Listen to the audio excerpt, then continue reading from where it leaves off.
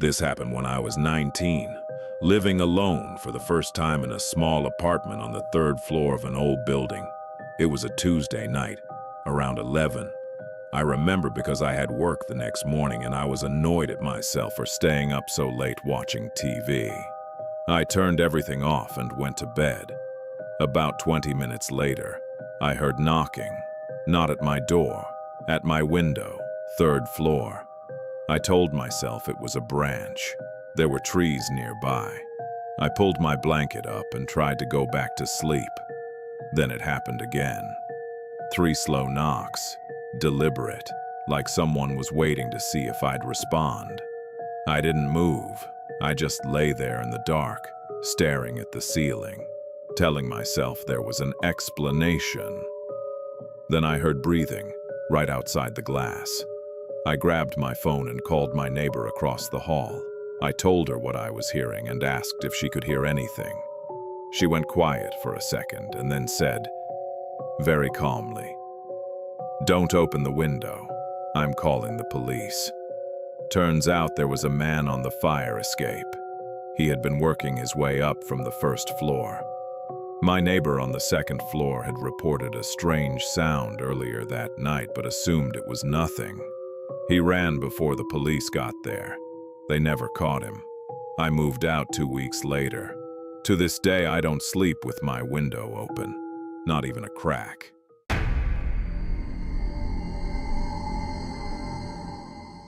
I need to preface this by saying, I am not a paranoid person. I don't spook easily. I grew up in a rural area and I've spent plenty of nights alone.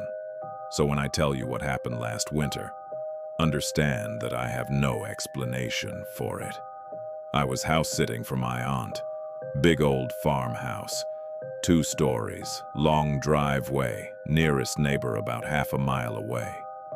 I'd been there 4 days without incident. On the 5th night I was downstairs making dinner when I noticed something. The upstairs hallway light was on. I hadn't turned it on. I hadn't been upstairs since that morning. My aunt didn't have pets. There was no reason for that light to be on. I stood at the bottom of the stairs for probably 3 full minutes, just listening. Nothing. I told myself I must have left it on. I went upstairs, turned it off, checked every room, closets, under the beds, behind the shower curtain. Everything was clear.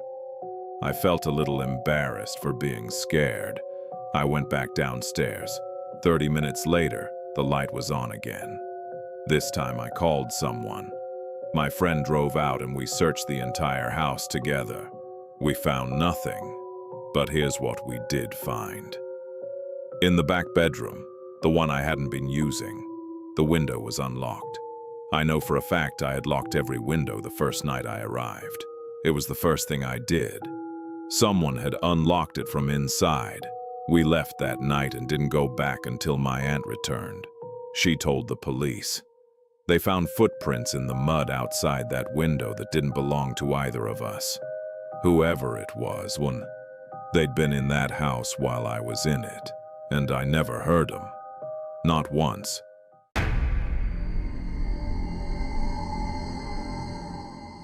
I'm sharing this because I think about it almost every day and maybe putting it out there will help. 2 years ago, I was living alone in a house I rented with a roommate. But she was away for the weekend visiting family. It was Saturday evening. I ordered food, watched a movie, did nothing out of the ordinary. Around 9 p.m., I got a text from an unknown number.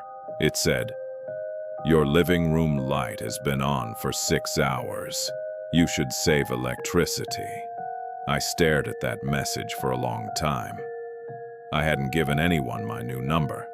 The only people who had it were family and close friends. I didn't recognize the digits. I texted back and asked who it was. They replied, "Someone who's been watching your house. Don't worry, I won't bother you." I called the police. They came. They took the number. They walked around the outside of my house with flashlights. They found a lawn chair in the tree line at the edge of my backyard, about 40 feet from my living room window. Whoever it was had been sitting there. watching my house.